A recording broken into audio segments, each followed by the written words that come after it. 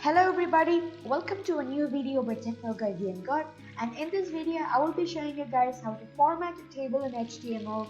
So in my previous video I showed you how to make a table in HTML and the basics of tables in HTML were there, and I will share the link to that video in the description below. Do check it out. And in this video I will be just covering the formatting of these tables. Alright, so the tables can be formatted a lot. So in this video I will be just covering these types of formatting. So we will be learning how to align the table, adding a caption like a heading to the table, using the column group tag, the call group tag for specifying that the properties of this is only for this certain column, and adjusting the border thickness, the col span tag. For example, a column is comprised of 2 rows. Okay, we'll get to that later. And the cell spanning and cell spacing. Alright, so let's get started.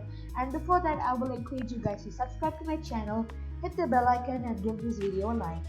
Alright, so here I have my table with the border of 1 pixel, the background color with white, and this style attribute will be used by us to align the table. So for now my output for my table is this. Alright, and what if I don't want it to be aligned left and I want it somewhere in the right? So then comes the style attribute. So the style attribute is basically part of the CSS cascading style sheets.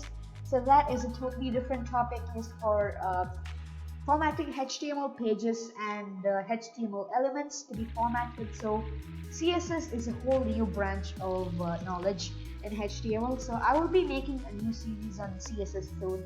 Alright, so the style attribute is just for editing the style of the table. So the style attribute has a lot of properties. So the first property being float. So float is a property which says that the table should be aligned left, center, or right. So I want it to be right aligned, so I'm just gonna type in right. Alright, so right is a child of float, float is a child of style, and style is a child of table. Everything is like a tree. Alright, so great. So that's how we align a table to the right. I will just save that and I'll run it here. I'll refresh it and find my table in the right of the page. Alright, so we don't know what my table is about, and what do we want to say, like a heading to the table which states the purpose of the table. Now comes the caption tag. So the caption tag adds a caption above the table like a heading. So my caption for my table is going to be miscellaneous. So that will be my caption. It's gonna be like a heading. So that's also really simple. I'll save that and refresh it to see my table named miscellaneous. Alright, great. Okay, so my table looks a little bit dull now. What if I want to color it in a different color? Alright, so you guys know that we use the BG color attribute to color it in a different color, but we will be using the column group tag to only define properties for a certain column. For example, I want the first 2 columns to be colored red and the third column to be colored orange. Even now the style attribute comes to play, and we will be using the column group attribute, the column group tag of the table tag. Alright, so the column group tag should always be after the captions and before the first TR or T head. Alright, so here I bring in call group. Great, so inside the call group I will define 2 new tags.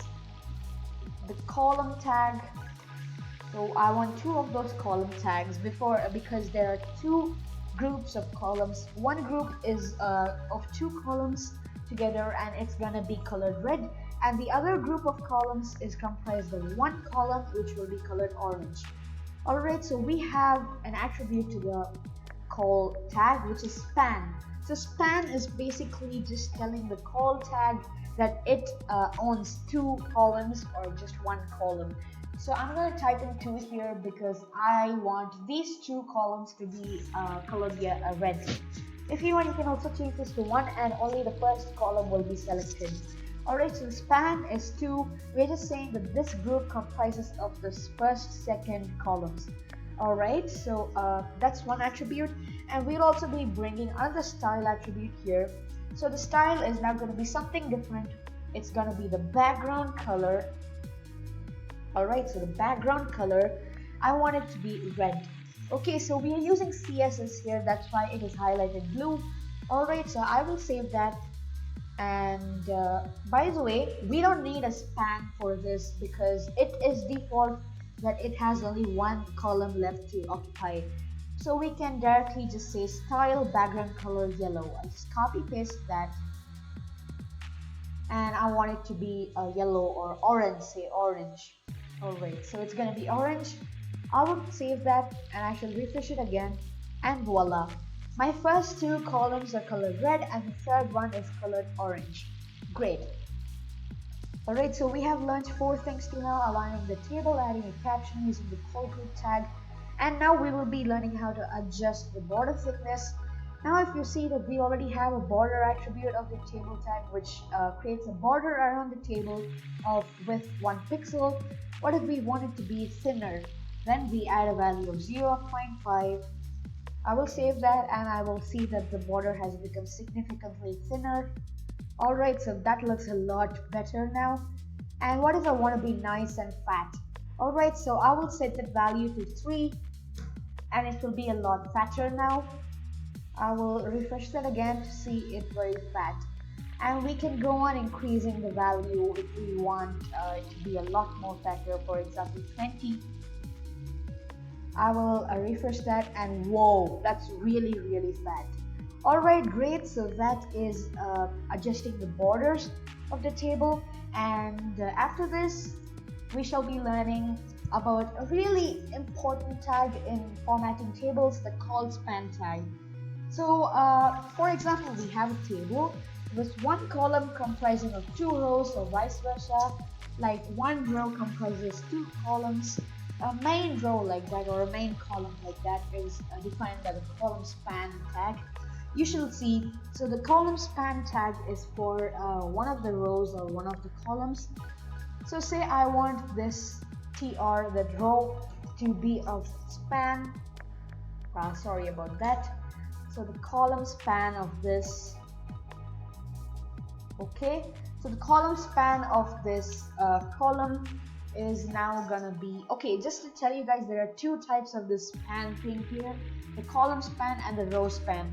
So the row span is used for the rows here and the column span for the columns here. So okay, so my column span is gonna be 2 because I want this column to occupy 2 rows. Alright, so great. I will just save that and I shall run it again. And I will see that table in HTML occupies 2 rows now. 1 row here and 2 row here. Okay, so we have not defined any kind of content to be here, so that's why it's blank. And if you see clearly that the table, okay, so great. So my column here occupies 2 rows here, and sadly it has robbed table in HTML of its content. Alright, so if you see that the column span is really useful and makes tables look a lot better.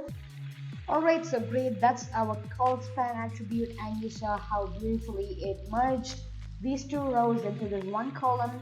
Okay, so next are the cell padding and the cell spacing. So the cell spacing is the space between 2 cells. If we want a table to look more grand, and that we want to use cell spacing, and cell padding is basically how big we want our table to be. You will see.